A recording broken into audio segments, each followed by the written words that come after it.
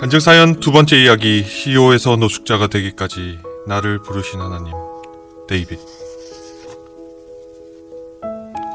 Chapter 16. 도와줄 자를 예비하심. 그러나 더 큰 시련. 안녕하십니까, 간증TV의 데이빗입니다. 16편으로 돌아왔습니다. 이 간증을 하면서 저를 되새기며 또한 제 사랑하는 가족들에게 그 내용을 남기려고 했던 것에서 그랬었던, 어떻게 보면 동기도 있었는데, 많은 분들이 또 이 영상을 봐주시고 또 비슷한 처지에 계신 분들과 공감하면서 그들의 믿음에 정말 작은 도움이 되기를 바라겠습니다. 우리에겐 정말 많은 간증이 있고 많은 기도가 있습니다. 각자에게 다 있죠. 근데 그것을 서로 나눔으로써 힘을 갖고 누구에게는 정말 그 간증과 기도가 도움이 된다는 것이 저의 정말 소망이고 바람입니다. 향후 제 간증이 이제 끝나게 되면 여러분의 간증을 많이 알려주십시오. 제가 부족하지만 소개해드리면서 서로 나누고 공감하며 정말 알찬 간증TV가 되도록 생각을 해보고 싶습니다. 그러면 계속해서 제 이야기로 이어가겠습니다. 저는 미국에 와서 제 계획과 정말 전혀 다른 길로 주님이 인도하셔서 그 지구본을 딱 누르면서 가려고 했던 아이오와를 가지도 못하고 뉴욕에서 필라델피아로 이렇게 와서 필라델피아에서 머무르고 신학교를 돕고 있는 상황에서 그 비자 변경이, 그 학생 비자로 변경하려고 했던 신분 변경이 거절된 것까지 말씀드렸었습니다. 정말 아무런 생각이 없었습니다. 당시에 비자 거절. 한국에 계신 분들은 모르지만 외국에 계신 분들은 그 외국인으로서 살아가는 서름으로 그 살아가는 마음을 아실 겁니다. 신분이 정말 얼마나 중요한지, 그것이 없으면 아무런 보호를 받지 못합니다. 저는 영주권 받고 시민권 받기 전까지는 정말 지나가는 개, 심지어 날아다니는 비둘기, 제가 키우던 고양이, 이런 것까지 부러웠습니다. 그들은 그런 게 걱정이 없으니까요. 미국에서 태어난 시민권, 비둘기, 고양이, 개 라고 생각들 정도로 오히려 동물이 부러웠으니까요. 가뜩이나 안 좋은 이미지를 받을 수 있는 동양인이기 때문에 신분마저 없다는 것은 불법의 노숙자로 표현할 수 있을 것 같습니다. 노숙자는 돈이 없는 게 노숙자인데, 신분이 없는 사람은 그 외국에서 불법의 노숙자이나 마찬가지입니다. 아무것도 할 수가 없습니다. 제가 그 비자가 거절된 이유는 학생 비자로 바꾸기 위해서는 일정한 학업을 할 수 있는 등록금과 생활비가 필요했는데, 그거를 정말 저는 마련하지 못하니까 미국에서 만난 그 여러분들, 그 필라델피아에서 만난 여러분들이 도와주시고 또 빌려주시기도 하고, 나중에 일해서 갚아라 그래서 변호사비를 제외하고 7,000불을 겨우 어떻게 마련해서 그걸 잔고 증명해서 넣었는데, 이민국에서는 불충분하다는 사유였습니다. 그걸로는 학업이 진행이 안 된다. 이민국은 기준을 25,000불을 요구했었습니다. 25,000불 하면 2,500만 원이 넘죠. 2,700, 800만 원. 정말 어떤 분들이 선뜻 나서주겠습니까? 그거에 대해서. 큰 돈입니다. 불법 체류 기간을 10일 정도 남겨놓은 상태로 저는 고민을 했습니다. 한국으로 다시 돌아가야 되냐, 아니면 그냥 불법 체류를 해버릴 것이냐. 우연히 정말 터벅터벅 길을 걷다가요, 한국마트, 그 필라델피아에 있는 한국마트 앞에서 몇 개월간 이렇게 지나면서 알게 된 목사님을 만났었습니다. 그 한국 뻥튀기를 사고 싶어서 들렸다고 하는데, 저에게 막 잘 지내시냐고 묻길래 저는 좀 어두운 표정으로 지금 상태를 그냥 무심코 던지듯이 이야기를 했는데, 갑자기 어디론가 막 전화를 하셨습니다. 그리고 거기로 가보라고 했습니다. 그곳은 한 변호사 사무실이었고, 그 변호사를 만났습니다. 인상도 좋고 괜찮은 젊은 변호사였습니다. 그 변호사는 제 얘기를 뚝쭉 듣더니, 이거 한번 살려봅시다, 이거 가능할 것 같은데.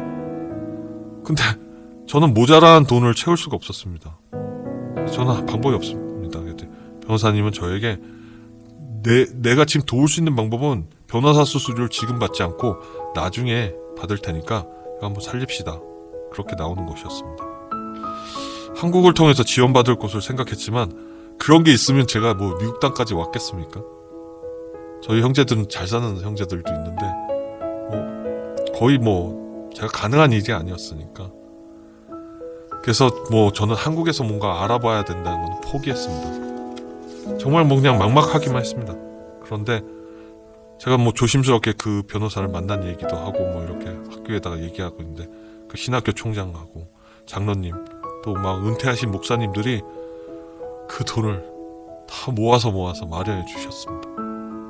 정말 기적이었습니다. 저는 상상하지도 못했는데 도대체 제가 뭔데.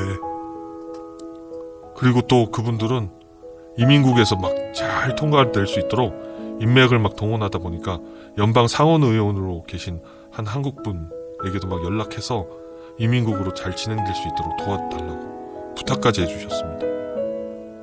와, 정말 저에게는 기적이었습니다. 그래서 저는 이민국이 요구하는 금액의 잔고증명을 만들 수 있었고 그걸 통해서 변호사로 다시 접수해서 결국은 비자 신분을 살려냈습니다. 그 재원의 마련은 다 기부로 처리해서 지원이 되게끔 문제가 없게끔 된 거고 나중에 다 돌려드리고 또 일부는 분할해서 돌려드리고 생활도 했어야 되니까 정말 미국까지 와서 빚을 지고는 싫었기 때문에 어쨌든 다 돌려드리고 깨끗하게 다 처리를 하게 됐습니다. 정말 그분들도 지금 생각하면 정말 저는 너무 감사하지 않을 수 없습니다.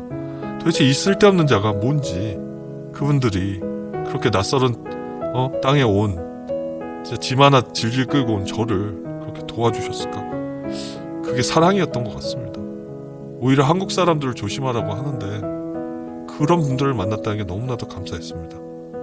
도대체 주님이 저에게 어떤 도구로 이 나라에서 쓰임을 받기 위해 쓰셨을까를 생각해봤습니다. 감사할 일이었습니다.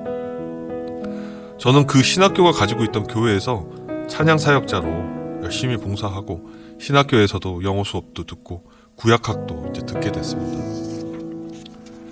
그 교회에서 그 신학교가 갖고 있던 교회에서는 은퇴 목사님이 이렇게 5가정 정도 모인 교회였습니다.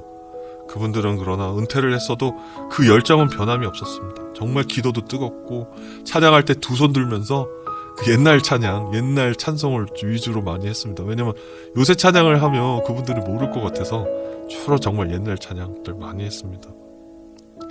그분들과 정말 선한 예배를 계속 드릴 수 있었습니다. 야, 이게 나이는 숫자에 불과하구나. 은퇴하셨어도 그 가정들이 모일 곳이 없어서 사실 은퇴 목사님들이 갈 교회가 별로 없습니다. 어디로 가야 되나.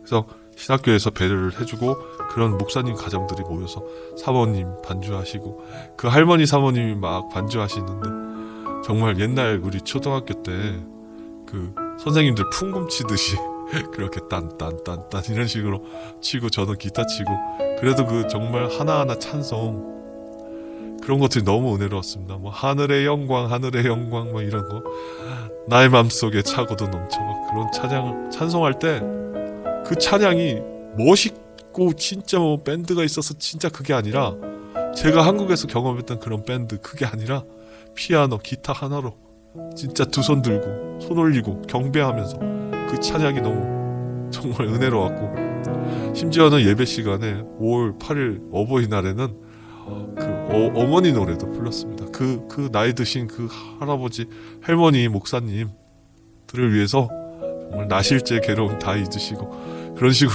노래도 불러드리고 그랬던 기억이 납니다. 정말 공경하는 마음으로 그분들의 평생 사역에 감사하며 예배드렸습니다. 또 이렇게 널싱홈 같은 데 의지하고 있는 할머니들도 많이 오셔서 제가 가장 젊었었던 것 같습니다. 그렇게 저의 유학생활은 시작이 됐습니다.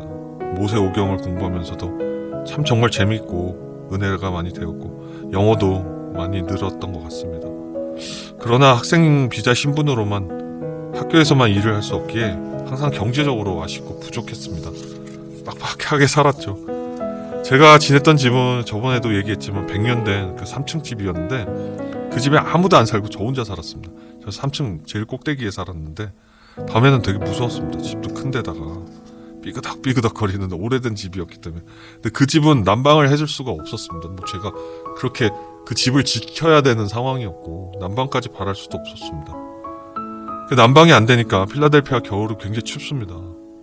그 겨울에는 실내에서도 막 입김이 났습니다. 실내에서 입김이 날 정도면 제가 그냥 창문을 다 뭘 가려서 어떻게 견뎠지만 실내에서 입김이 난다는 걸 그 작은 난로하고 전기장판 하나 어떻게 사가지고 그걸로 이제 버텼습니다. 그때 이제 성경도 읽고 공부하고 정말 손이 시리고 벌벌 떨어서 호호 불면서 이불 안에서 전기장판 하나로 의지하고 사는데 안은 이렇게 뜨뜻한데 이 얼굴에서 나오는 그 코는 이렇게 시린 거 같은 그런, 한마디로 뭐 위풍이라고 하나요? 그게 너무 심하니까 그래도 노숙자 생활을 하는 것보다는 나은 것에 감사했습니다. 그 3층 된 다 쓰러져가는 집이었으나 아무도 안 살아서 때로는 막 무섭기도 했죠. 한 번은 결국 감기에 걸렸습니다. 그 겨울에 그 실내 추위에 벌벌 떨고 있었습니다. 약도 못 먹고 4일간은 아무것도 못 먹고 누워만 있었는데 학교를 안 오고 그러니까 학교 이제 장로님이 걱정이 돼서 집까지 찾아왔습니다. 그리고 따뜻한 밥 한 그릇 먹이기 위해 왔다고, 어떻게 4일간을 앓고 있냐, 연락도 안 하고 연락하지 그랬냐 그랬습니다. 그리고 그 사모님하고 학교에서 보던 어떤 집사님 한 분하고 막 반찬까지 싸가지고 오셨었습니다. 정말 밖에서 그 초췌한 몸을 이끌고 4일을 아무것도 안 먹고 막 그냥 누워만 있었으니까 쌀국수집을 가서 이렇게 힘내라고 먹는데 그 따뜻한 국물, 자 그건 정말 잊을 수가 없습니다. 그 국물의 맛이 아니라 제가 누구인데 이렇게 걱정해주는 분들이 있다. 전 미국에 왔을 때 상상을 못했거든요. 그런 분들이 정말 저를 도와주시고 이끌어주심이 상상을 못했었습니다. 그렇게 겨울은 다시 가고 봄이 찾아왔습니다. 필라델피아에서 산지도 이제 1년이 되어가고 있었습니다. 2학기 이제 접어들고 있었는데 저는 언제까지 학생 비자로 있어야 하는 거에 대해서 걱정이 앞섰습니다. 문득 영주권 제한들이 그 기간 중에 많이 있었습니다. 하나는 세탁소에서 일하면 영주권을 줄 수 있는데 한 15,000불 내라는 것이었고, 한 곳은 노스캐롤라이나에 교회 사역을 하면 영주권을 준다는데 교회에 한 2만 불 기부해야 한다는 것이었습니다. 왜 돈을 내가면서 이렇게 해야 되는지 여러분들은 이해 못하시겠지만 이렇게 대도시에는 영주권 장사를 하는 그 브로커, 중개인들이 엄청 많습니다. 때로는 그 유혹을 많이 받죠. 쉽게 영주권 받을 줄 알고. 때로는 사기도 당합니다. 그 불법을 근데 누군가가 알려서 영주권 받고도 취소되는 일도 있습니다. 바로 그런 곳이 대도시입니다. 그런 말이 있습니다. 한국인들은 한국인을 가장 조심해야 한다는 거. 이 나라에선 그런 말들이 있습니다. 그런 유혹이 참 많았습니다. 심지어는 제가 한국 국적으로도 이혼 상태였기 때문에 미국 시민권자와 결혼을 하면 영주권을 바로 받을 수 있습니다. 그런 제안도 많이 들어왔는데 대신 4만 불 내라, 5만 불 내라, 4천만 원, 5천만 원이죠. 그런 식이었습니다. 저는 물론 돈도 없었지만 법적인 거는 물론이고 그런 선하지 않은 일들은 정말 하고 싶지 않았습니다. 가족들을 한국에서 데려오기 위해서는 마냥 학생 비자로만 있을 수는 없었습니다. 한국에서 고생하고 있는 그 아내와 아빠 없이 혼자 그렇게 성장하고 있는 아이를 생각하면 지체할 일이 아니었습니다. 계속 알아봤었습니다. 그런데 뜻밖의 정보를 알게 되었습니다.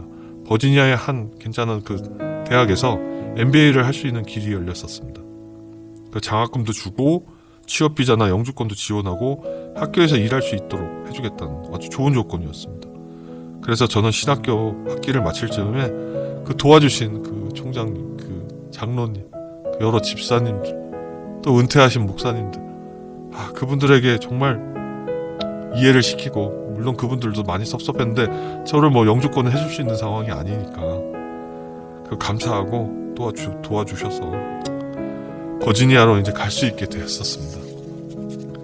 그래서 버지니아에 이제 한 학기가 시작되는데, 그러나 그들은 저에게 학교에서 일할 수 있는 것에 대한 말과 달리 뭐 일할 수 있는 것도 허용하지 않았고, 그리고 학교를 중도에 포기하면 장학금을 회수하게 되는 옵션이 있었기 때문에 그만둘 수도 없는 상태에서 제 돈은 점점 줄어갔습니다.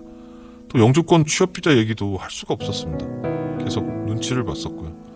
그 불안한 상황에서 다시 좀 이거 어떡하지? 공부는 하고 있고 영주권을 알아봐야 되고, 여기서는 차일피일 이렇게 생각 안 하는 것 같고 돈도 못 벌고 그리고 버지니아는 물가가 너무 비싸서 제가 버틸 수 있는 곳이 아니었습니다. 그런데 우연한 기회에 중부지방의 인디애나주에 한 회사에서 영주권이나 취업비자를 제공할 수 있는 정보를 알아내고 인디애나로 한번 가봤습니다. 상당히 큰 회사였고 직원도 한 500명이 넘는 곳이었습니다. 중부지방에 여러 지점을 가지고 있는 그로서리, 즉 마트를 운영하는 곳이었습니다. 그 한국 마트가 아니라 그 인터내셔널 마트를 운영하는 곳이었습니다. 그 컴퓨터 기술자가 필요하다고 했습니다. 그래서 제가 갔던 거고요. 저는 그래서 그곳으로 가서 영주권을 받겠다는 마음으로 현재 다니는 MBA에 수업 포기 요청을 했지만 그동안 막 지불한 장학금을 다 돌려드려야 되는, 한마디로 제가 너무 힘든 상황이 돼버렸었던 거죠. MBA 여러분 등록금 상당히 비쌉니다. 그 금액이 이제 상당한 금액이었기 때문에 포기를 하기가 너무 힘들었습니다. 그래서 저는 인디애나에서 영주권을 이제 진행하기로 결정을 하고 6일은 인디애나에서 일하고 버지니아에서 하루는 공부하는 상황이 되었습니다. 여러분 그 거리라는 게 여러분 상상할 수 있는 거리가 아닙니다. 그러니까 버지니아와 인디애나의 거리는 거의 부산에서 만주 벌판으로 가는 거리라고 생각하시면 이해가 되시겠습니까? 부산에서 뭐 한 블라디보스톡 이상을 넘어가는 걸 것 같습니다. 네. 그 거리는 왕복이 20시간입니다. 20시간. 매주 비가 오나 눈이 오나 해야 되는 상황이었습니다. 그러나 그 무모한 결단을 하기 위해선 저는 인디애나로 떠나야 했습니다. 영주권을 받기 위해서. 저는 도착한 첫날 컴퓨터 기술자로서 일을 하는 게 되어 있었지만 갑자기 신규 매장을 만드는 공사장으로 가라고 그랬습니다. 그 공사장이 완료가 되면 컴퓨터 일도 해야 되니까 그렇게 일할 수 있다. 와, 뭐 저는 공사장에서 일을 시작해야 되니까 뭐 작업 장화 같은 거 막 신고 이제 작업복 같은 낡은 옷을 이제 하나 이렇게 제가 마련해서 시멘트부터 먼저 개어야 됐었습니다. 제가 시멘트를 이렇게 딱 드는 순간 시멘트가 그렇게 무거운지 몰랐습니다.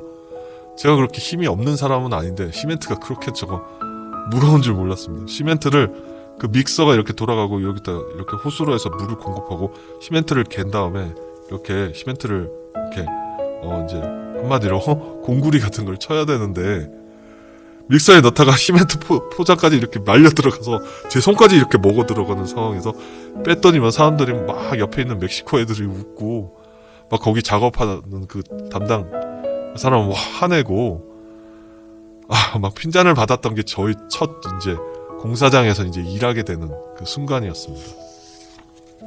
그 멕시코 사람들이 거의 대부분인 상황에서 섞여서 같이 일을 하면서 그 멕시코 노동자들이 있는 작은 아파트에서 같이 거주했습니다. 방 2칸에 작은 마루 하나 있는 곳에서 때로는 7명, 때로는 10명까지 섞여 살았습니다.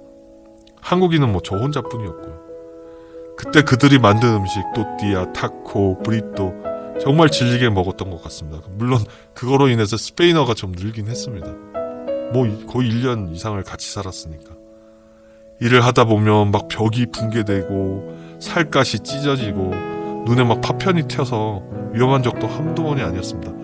미국 뭐 그런 회사라면 이렇게 안전장치 다 하고 하는데 그 멕시코들하고 일하는 그 작업 환경은 그렇게 되지 않습니다.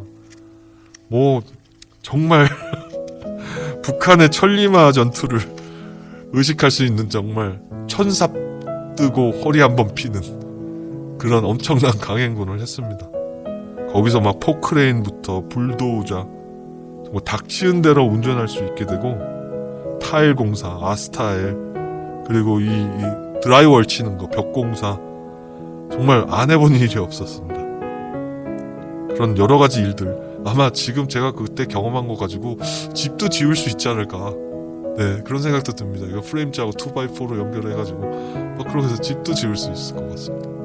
벽 공사는 뭐 드라이월 치는 거는 뭐 우습죠. 타일 친 거 몰타로 섞어가지고 타일 치고 아스타일 깔고 다 해봤어요. 플러밍 그 하수도 처리하는 방법 정말 다양하게 다 경험했던 것 같습니다. 어쩔 때는 정말 야 이게 지옥이 아닌가 숨이 막 턱턱 맞춰오는 상황도 있었습니다. 너무 힘들어가지고 정말 밤에 집에 오면 쓰러져 자기 바빠야 되는데 6일을 일하면서 하루 MBA 수업을 듣기 위해서 또 일주일 한 번 일을 마친 밤 10시에 10시간을 운전해서 갑니다. 그리고 살짝 쪽잠 자고 9시간을 들어야 신분 유지가 됐었기 때문에 차에서 쪽잠을 자고 수업 듣고 저녁 6시가 이제 딱 되면 다시 10시간을 운전해서 인디애나로 돌아오고 그랬습니다. 영주권을 받아야 했기에 무상으로 일을 할 수밖에 없었습니다. 그 회사에서 이제 취업 비자를 해줄 수 있었는데 취업 비자가 나올 때까지는 그 고생을 안 할 수가 없었습니다. 정말 그 초인적인 힘으로 7일을 쉬지 않고 일을 하는데 6일 공부하고 하루 공부하는데 나머지 6일 동안 공부하면 그 공사장에서 일을 하면서 밤에는 숙제도 해야 되고 MBA 시험도 봐야 되고 준비를 해야 되고 그런 일들을 했습니다. 한국에서의 고생은 비교될 수 없는 강행군이었습니다. 7일을 쉬지 않고 6일 일하고 10시간을 운전해서 하루 수업 듣고 다시 돌아오고 또 다시 일하고 이게 상상이 되십니까? 지금도 그 초인 같은 힘은 내가 다시 할 수 있을까 의문이 됩니다. 저에게 단 하나의 목표가 있었습니다. 가족 그리고 주님을 통해서 내가 완전히 씻김을 받을 그런 정신 그게 필요했습니다. 가족을 다시 찾고자 그 강행은 계속되었고 주님만 붙잡고 정말 졸린 눈을 비비며 매주 눈이 오나 비가 오나 20시간을 왕복 20시간을 견디고 달렸습니다. 그런데 더 큰 시련이 찾아왔습니다. 죽음의 트라이앵글. 매주 쉬지 않고 달려야 하는 거리가 20시간이 아니라 40시간. 그것도 이틀 반 만에 다시 돌아와야 하는 죽음의 트라이앵글. 20시간도 힘든데 40시간을 달려서 돌아와야 하는 트라이앵글이 삼각형인 건 아시죠? 요렇게 삼각형으로 꼭지점을 돌아서 돌아오는 걸 40시간을 운전해야 되는 이틀 반 만에 돌아와야 하는 그것을 인디애나에서 그 회사에서 요구했습니다. 물론 제가 건축 일을 잘 하지 못해서 멕시코 애들만 하지 못하거든요. 그들 굉장히 잘합니다. 그랬던 것도 있지만 매주 제가 MBA를 하기 위해서 올라가야 했기 때문에 그 회사를 위해 할 수 있는 좋은 아이디어였습니다. 그러나 그거는 저에게는 굉장히 벅찬 일이었습니다. 그 죽음의 트라이앵글. 그곳에서 저는 몇 번의 사고로 죽음 위협이 있었습니다. 그러나 주님이 지켜주셔서 버틸 수 있었습니다. 그때 정말 막 졸면서 울면서 불렀던 찬양 그리고 말씀 정말 그때의 기억이 지금도 납니다. 그 시간을 그 긴 시간 40시간의 운전 그동안 무엇으로 정말 주님 붙잡고 나아갔을까요? 그 다음 시간에 그 이야기로 돌아오겠습니다. 감사합니다. 여러분의 간증 사연을 기다립니다. 삶에서 느끼는 많은 체험도 좋습니다. 중보기도가 필요하신 분, 영적 도움이 필요하신 분, 고민이 있으신 분 모두 참여해 주십시오. 그리고 주님 안에서 영혼의 치유가 되는 기적을 체험하십시오. 아래 이메일과 카톡 오픈 채팅방으로 의견을 보내주십시오. 저는 여러분을 위해 쉬지 않고 기도하겠습니다. servant@gmail.com 카카오톡 오픈 채팅방 검색 간증TV 하시면 되고요. 여러분 유튜브 구독, 좋아요, 알람 설정 부탁합니다. 여러분의 구독, 좋아요, 알람 설정은 간증TV의 유튜브 선교에 힘이 됩니다. 여러분 주님 안에서 승리하십시오.